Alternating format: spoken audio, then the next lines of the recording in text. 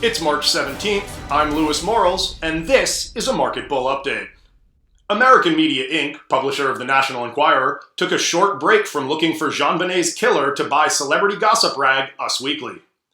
Us was sold by a cash-strapped Wenner Media, publisher of Rolling Stone, because while Rolling Stones may gather no moss, they do take on a fair amount of debt.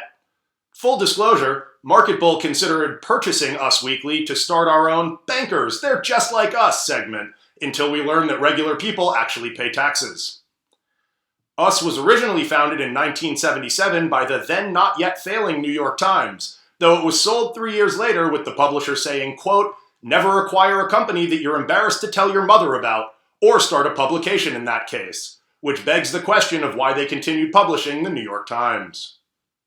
Wells Fargo has been under fire for setting up as many as 2 million bank accounts without customer consent, part of their new online service, bankrape.com.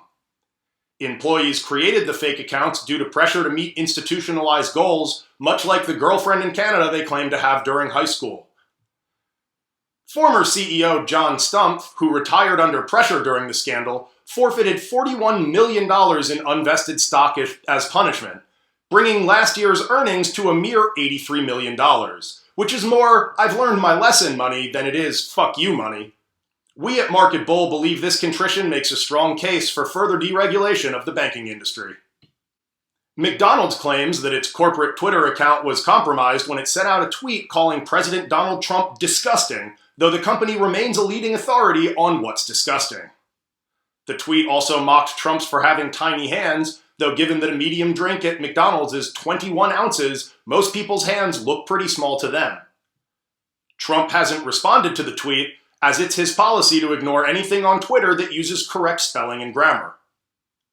Despite the statement that the account was compromised, Trump supporters have started a Boycott McDonald's campaign, which is likely to be the only public health benefit of the Trump administration. The Trump administration's new budget proposal feels more like a shotgun wedding, in that it's a paternalistic show of force and nobody will be going to Planned Parenthood.